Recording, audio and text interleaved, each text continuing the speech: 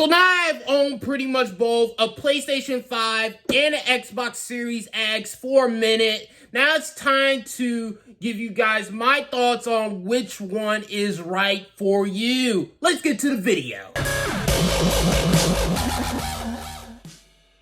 Hello there, my name is Lavon Cason, back at it again with another video. Let's get on to the video. PlayStation 5 or Xbox Series X or S? Which one is right for you in 2022? So, let's begin, and at the end of the day, it pretty much depends on you.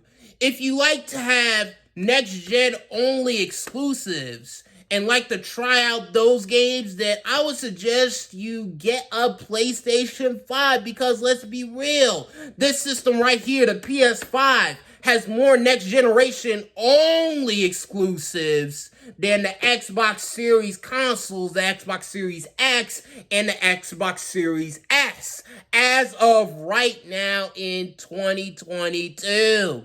If you like to try out games but are hesitant to buy them at $60 or $70, then I would suggest you get an Xbox Series console, either Xbox Series S for $300 or an Xbox Series X for $500. And the reason that I say that is because the Xbox Series consoles have this service called Game Pass, Game Pass, Game Pass, Game Pass, Game Pass, Game Pass. And what Game Pass allows you to do is to try out games that you probably would never ever pay $60 or $70 for, but you'll probably play those games on a subscription service, which is Game Pass. Nothing more, nothing less. So get yourself an Xbox Series console if you like to do that.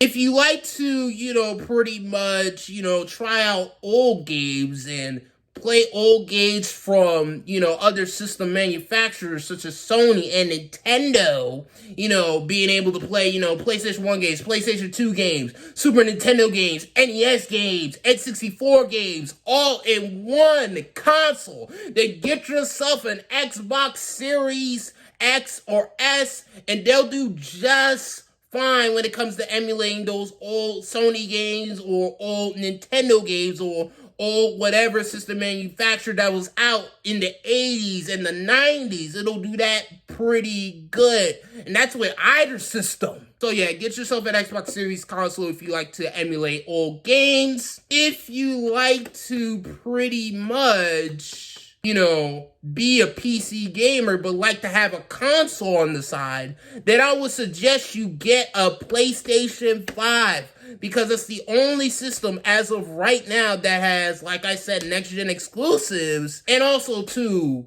pretty much the whole PlayStation and PC thing. While, yes, PlayStation games are coming to PC now, but they don't come on day and date, meaning that PC gamers will have to wait a little bit in order to get that PlayStation greatness. So if you want to play that PlayStation greatness right then and there, then get yourself a PlayStation 5.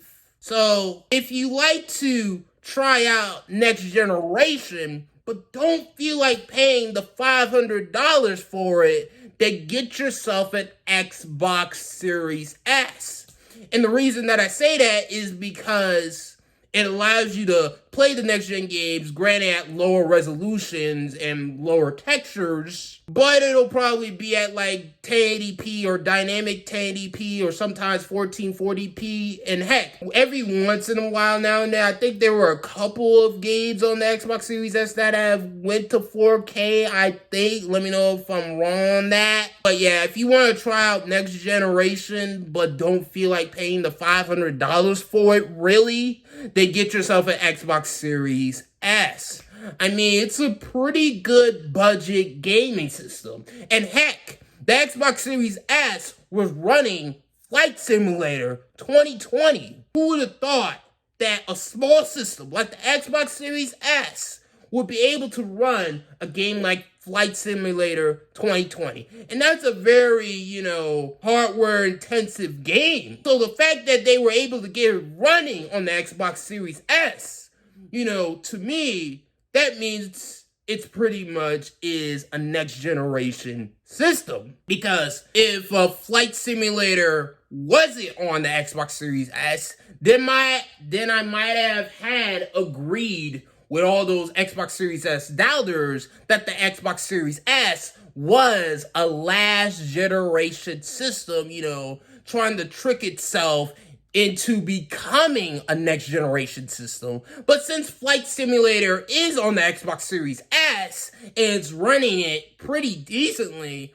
then I'm gonna have to say it's pretty much at this point that the Xbox Series S at the end of the day is just a budget 1080p next generation system. Nothing more, nothing less, guys. And don't get an Xbox. I wouldn't suggest getting an Xbox if you already have a PC, because the PC will allow you to play those Xbox games at higher frame rates and higher resolutions. So yeah, I would not get an Xbox if you already have a gaming PC. In fact, you can pretty much say the same thing with the PlayStation 5. Granted, as of right now, it's worth it if you want to play those Sony exclusives right away, yes. But if you don't mind waiting for those Sony exclusives to come on Steam or Epic Game Store, then don't get a PlayStation 5. In fact, don't get any of these consoles